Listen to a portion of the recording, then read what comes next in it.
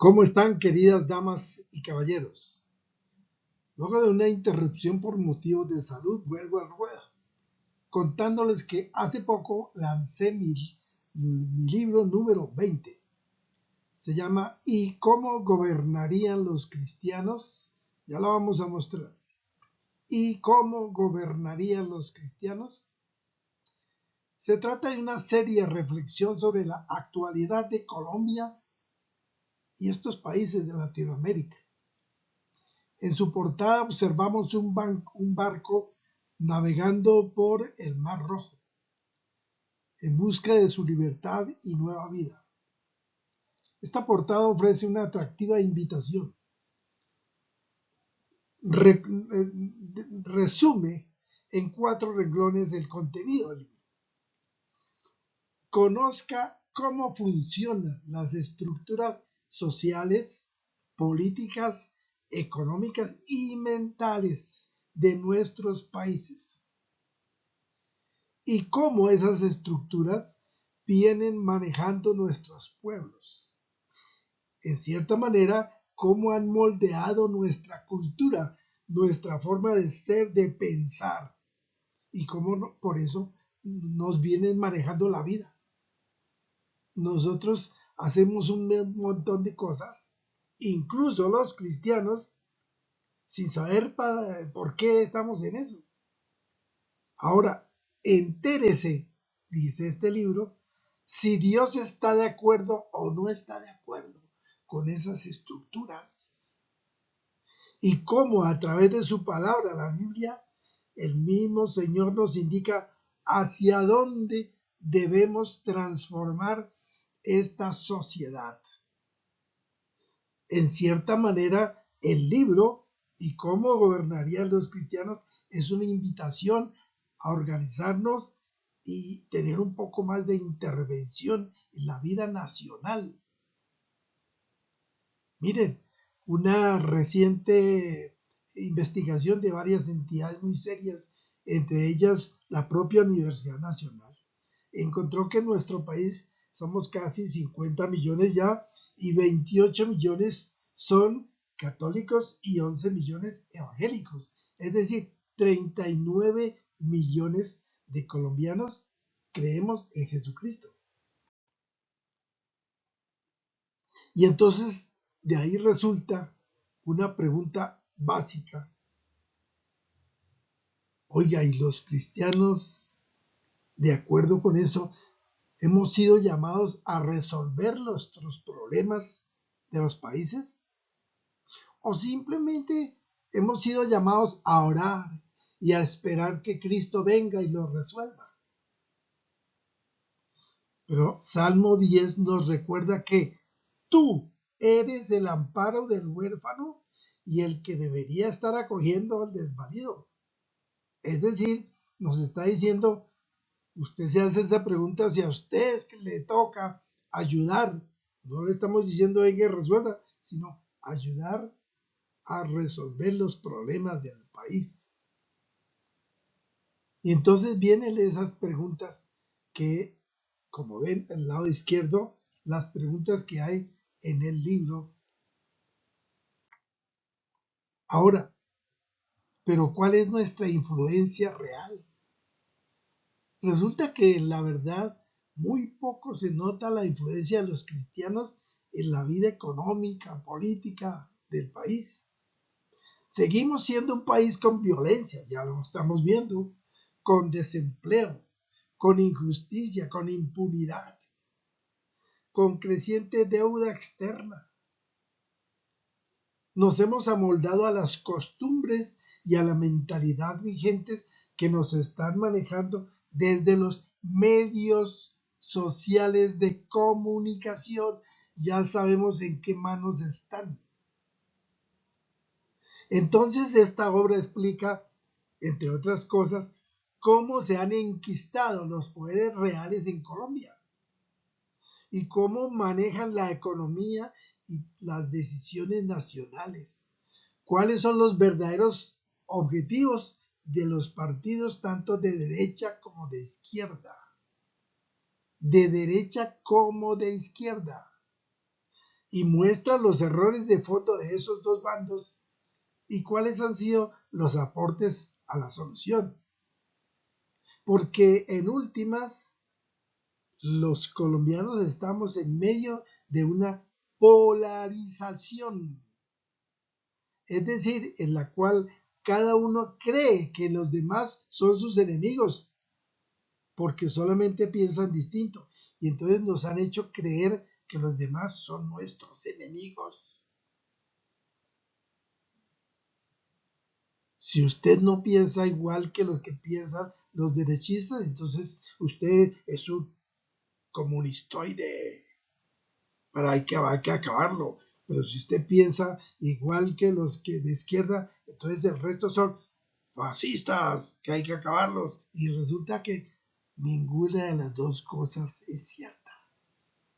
Aquí se analizan entonces las bases sociales y económicas, tanto del capitalismo como del comunismo, porque en últimas, en el fondo, estos dos bandos, derecha e izquierda, se están rifando el voto, la veniencia de los colombianos, y ninguno de los dos podrá solucionar la problemática nacional, porque no nacieron para eso. Incluso son los que han creado la actual situación.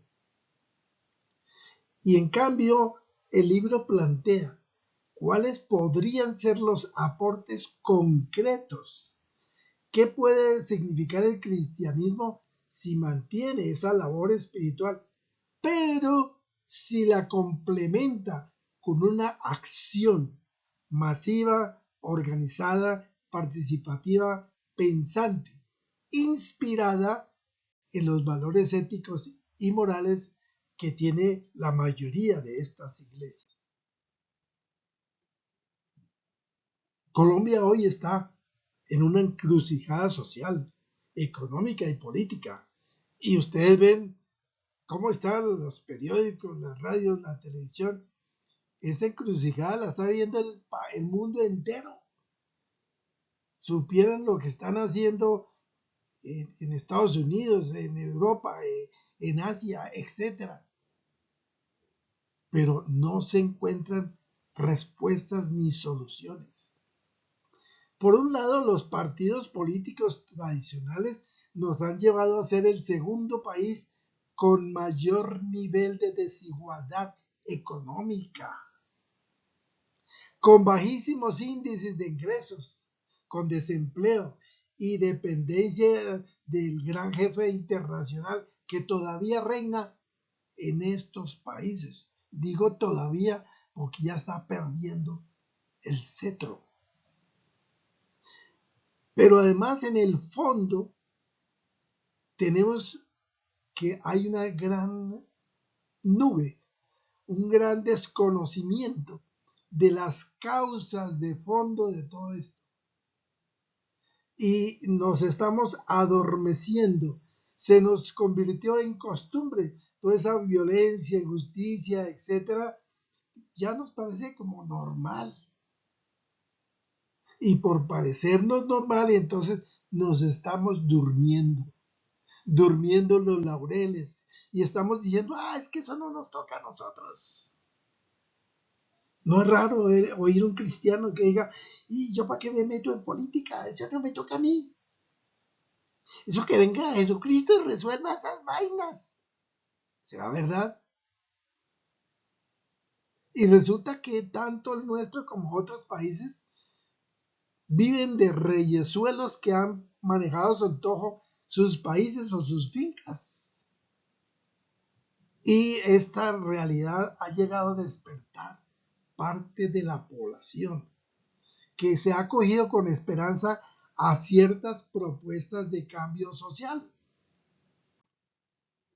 Por eso hoy vemos cómo han virado hacia la izquierda algunos países como México, Brasil, Chile, Colombia, Nicaragua, Venezuela, Honduras y otros que están hacia allá. pero hoy se encuentran en la encrucijada porque luego de un tiempo de estar esperando a ver qué pasa, no encuentran respuestas claras, no encuentran cifras confiables sobre cambios en la economía, en la educación, en la salud, en la convivencia. Ahora, esos cambios no se van a hacer de la noche a la mañana. No se van a hacer. No le estoy diciendo que nunca los vamos a hacer, pero tampoco le estamos diciendo que en 3 años, en 2 años, se van a cambiar estos países, cuando llevan 500 años repitiendo las mismas fórmulas. De todas maneras viene la pregunta, pero bueno, ante ese panorama, ¿qué estamos haciendo los cristianos por la economía y por los sucesos políticos en nuestro país? Nuestras investigaciones nos dicen que tenemos como 3 vertientes. Una parte de la gente se arrima a las vertientes de la llamada prosperidad, con la ilusión de que con base en sus súplicas, el Señor alguna vez se acuerde de su suerte y favorezca. Otra buena calidad se aferran al templismo y dicen, no, yo sí voy cada domingo sin falta a la iglesia y rezo y canto con mucho entusiasmo, pero de ahí no pasan. Solamente pedir y que el Espíritu Santo y venga y arregle esa vaina. Otra parte muy importante es dejarse cercenar la parte espiritual de su personalidad. Es decir, nos han disminuido tanto la parte espiritual que nos han hecho entender que eso es un estorbo. Es un añadido bobo que la persona ni siquiera necesita. Que además es un área muy personal, muy íntima. Usted allá con su Dios y lo demás no tiene ni por qué exteriorizarlo. ¿Será verdad eso? ¿Será verdad que el cristiano, sea donde sea, no necesita exteriorizar el pensamiento de Cristo sobre lo que está pasando hoy? ¿O será verdad que Cristo no piensa sobre lo que está pasando hoy? Por eso gran parte de los cristianos nos hemos dejado arrinconar. Nos comió la nueva cultura, la tecnología. Y las respuestas tímidas que estamos dando están basadas en el pietismo, en el moralismo o en un conservadurismo a ultranza. Todavía pensamos, sentimos y actuamos como hace 100 años. Vea, tenemos que evolucionar. Tenemos que ir cambiando esa forma de ver por un diálogo abierto y franco.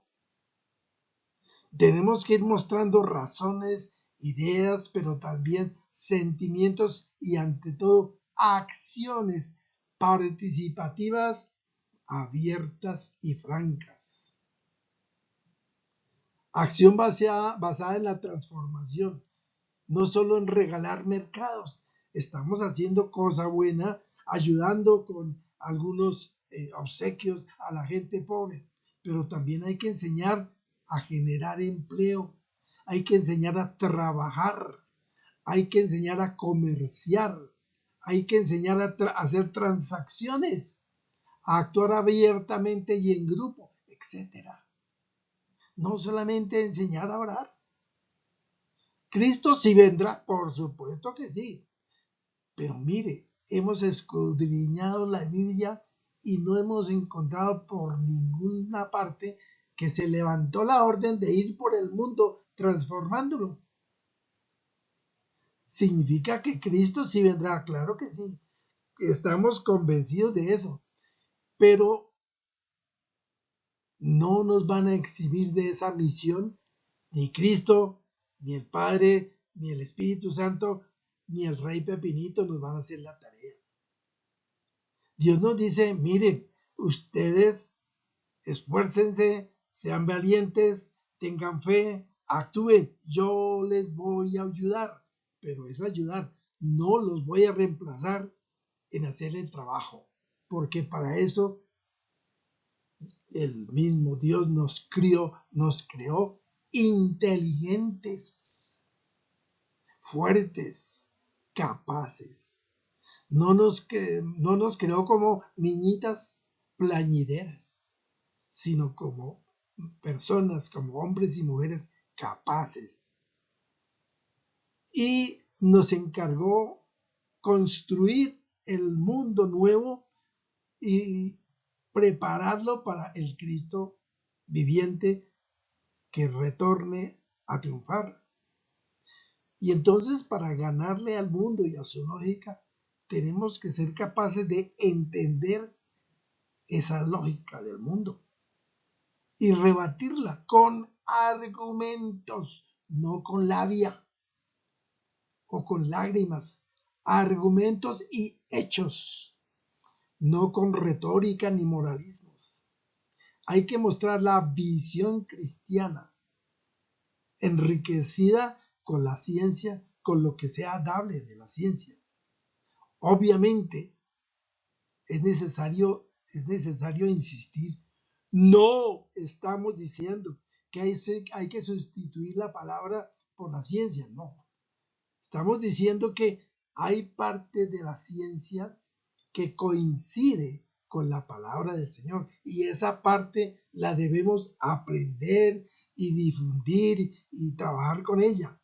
Pero hay parte de la ciencia que se ha fabricado lejos de la palabra de Dios, incluso trabajando contra ella, y por supuesto también a esa parte hay que desdeñarla.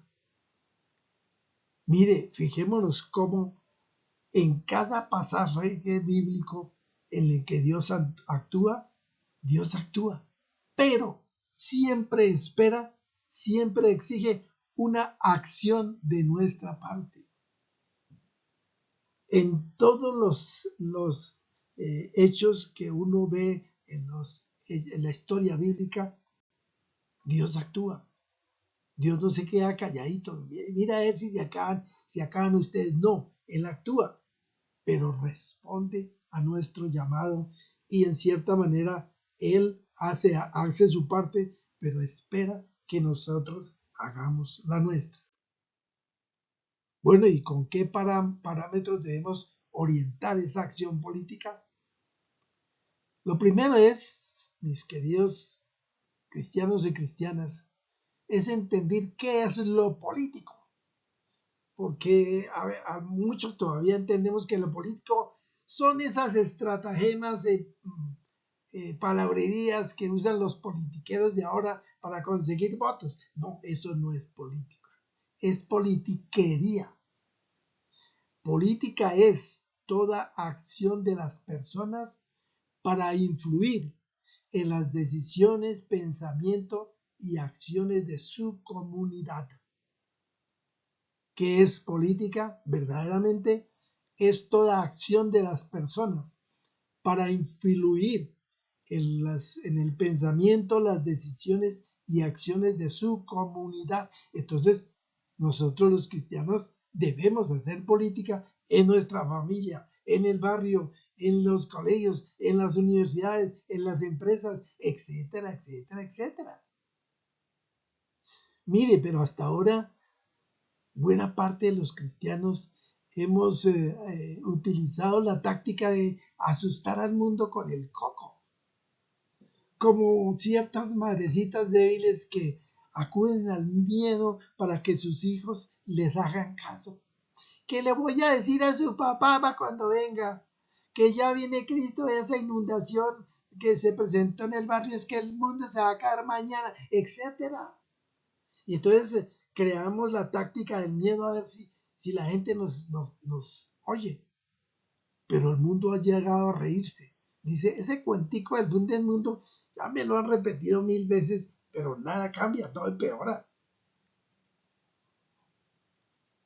Convenzámonos entonces de que los avances académicos y científicos pueden ayudarnos, pero también ayudan a apartarnos de las leyes de Dios. Por eso los cristianos de hoy tenemos que estudiar las ciencias para distinguir los avances y descubrimientos y los inventos que contribuyen a realizar la visión de Cristo, pero descubriendo también los avances, los inventos que contradicen los designios del Señor. Y ahí tenemos que actuar los cristianos. Negar cosas a priori o aceptarlos a ciegas no nos sirve de nada, al contrario, nos ponen murallas, nos cierran las puertas en el camino de transformar el mundo. Entonces nuestra actitud de hoy no debe ser la del santito rezandero que anda los domingos en salones oscuros. Y si no son oscuros, se encargan de cerrarlos. Y decimos y gritamos que Dios nos proteja y nos ampare. Y nos encerramos, pero sin hacer nada para generar los cambios, transformaciones que exige el Señor. No, el cristiano y la cristiana de hoy debemos, por supuesto, orar con fe, con berraquera, como decimos, con denuedo, pero levantarnos ante la injusticia, ante los engaños del mundo, denunciando con pruebas, pero además generando iniciativas, proponiendo soluciones y aportando nuestra propia acción y uniéndonos a tales propuestas cuando sea necesario. Por supuesto, cimentados, creados desde la palabra. No estamos hablando de aléjese de Dios, no es espere que Dios no haga nada, que nosotros lo hacemos todo, no, es haciendo un equipo con Dios. Él dice, esfuércense que yo haré lo mío también. Entonces, lo espiritual se podría considerar hoy como un elemento básico en la dinamización del cambio personal y social. Recientemente hemos visto que sí. Muchas vertientes de la psicología, de la misma filosofía, la religión, la realidad misma, nos vienen redescubriendo la influencia entre lo espiritual y los hechos políticos, económicos y sociales. En los templos escuchamos testimonios al respecto. Miren, hemos visto tres grandes enfoques en el tema. Los que consideran que lo espiritual es una simple ilusión, es un cuento de vías rezanderas sin oficio, y ellos confían solo en lo técnico, lo racional, lo que se puede pedir por los sentidos físicos. Otros que tampoco creen el tema, pero acuden a brujos, chamanes, mitos y adivinos, a fin de conseguir por ese medio respuestas que la ciencia o la suerte no les han aportado. Pero hay otro rango que sí creen que Dios puede ser una respuesta, inclusive que Dios ha dado respuestas y dan testimonio en sus vidas, pero no son la mayoría. En la Biblia encontramos, por ejemplo, muchos testimonios de esa acción espiritual interviniendo con la vida social y económica. Por ejemplo, las bendiciones para Abraham. Recuerda que en Génesis 22 nos cuenta que Dios decía, yo juro por mí mismo que porque no has retenido a tu único hijo, recuerden que le dijo, tiene que sacrificarlo, ya lo iba a sacrificar cuando le dije, tranquilo, tranquilo, ya me mostró que usted es capaz incluso de entregar a su hijo. No, como usted no lo sacrificó, lo voy a bendecir. Y en tu simiente, o sea, en esos hijos, serán bendecidas todas las naciones de la tierra. Eso significa que las bendiciones que obtuvo Abraham siguieron según el plan de Dios.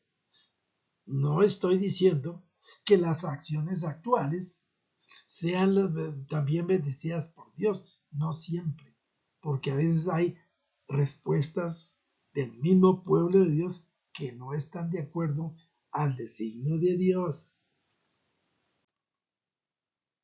Alfredo Stephen Yunis plantea que reconciliar la economía materialista con lo espiritual es el gran desafío del nuevo milenio. Dice que mucha gente ve a la economía como una demostración práctica de lo material, pero ve lo espiritual como una posición separada. No, pero dice, la evolución humana en realidad nos está llevando hacia la integración de los valores humanistas y espirituales en la misma economía. Luis Raceto, otro estudioso, en su texto Espiritualidad y Acción Social, nos dice que las personas deberían vivir con plenitud y sentido su propia existencia, que las religiones han buscado la integración de que veníamos hablando y destaca el postulado de unificar el amor a Dios con el amor al prójimo, que hoy están separados. Yo sí quiero mucho a Dios. Ay, yo le adoro, yo le beso todo. Pero cuando se trata de amar al prójimo, no, esos pobres de no sé qué, dice cuándo. No, hay que unir los dos. El que ama a Dios también debe amar a sí mismo y a todos los demás hombres. Por tanto, termina diciendo Raceto, hay que construir una síntesis personal. Debemos los cristianos luchar por que los aspectos económicos, políticos, la ciencia, la justicia, la libertad, la paz, etcétera, entre todas las personas deben florecer y trabajarse unificadamente. Y concluye que no hay acción auténtica sin espiritualidad. Y por tanto, no hay verdadera espiritualidad sin una acción social consecuente.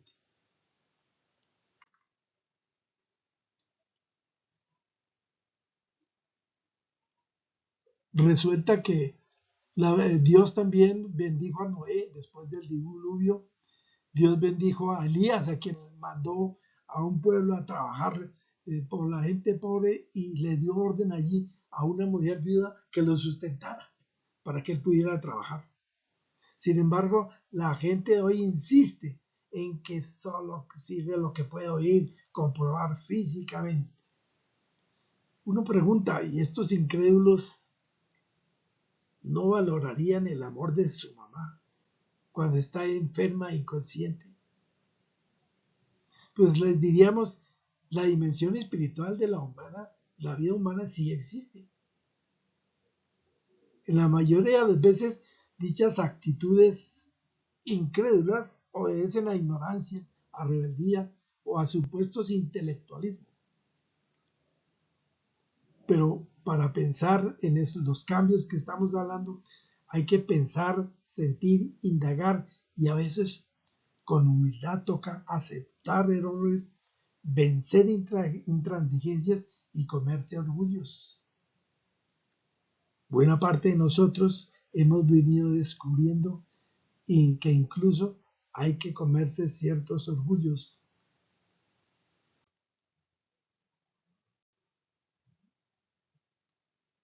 Como ya lo hemos dicho, en realidad las creencias espirituales impregnan nuestras decisiones en lo económico y aún en las relaciones sociales.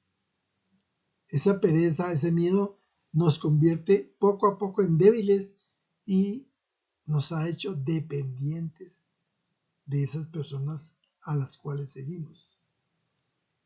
Primera de Reyes dice, dame un corazón sabio y comprensivo para que pueda gobernar bien a tu pueblo y sepa la diferencia entre el bien y el mal, pues ¿quién puede gobernar por su sola cuenta a este pueblo tan grande tuyo? Es decir, humildemente le pedimos al Señor, por favor, intervenga ante el pueblo y ayúdenos con gente que ayude a empujar para el mismo lado, porque este pueblo es muy grande y necesitamos el trabajo unificado de mucha gente para cambiarlo. Con esto por ahora terminamos este episodio y los estamos invitando para que la próxima semana continuemos esta labor. Recuerde que con este episodio estamos dando apertura a una nueva serie del canal Útil y Práctico que se llama Cristianos Despiertos. Cristianos Despiertos. Recuerden que hasta ahora hemos venido trabajando el manual del microempresario, que lleva ya 18 capítulos que le están sirviendo a mucha gente. Ya tiene cerca de 5.000 usuarios.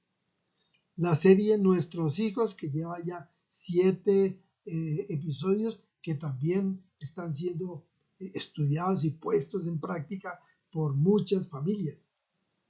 La serie Ciudadanos Conscientes y Reflexiones. Y como les digo, a estas series se une esta nueva serie llamada Cristianos Despiertos. No olviden, mis hermanas y hermanos cristianos y compatriotas de todo el país, suscribirse a este canal, el canal Útil y Práctico de Edgar Salgado, suscribirse para que le estemos avisando de nuevas publicaciones. Hasta entonces, Dios les bendiga.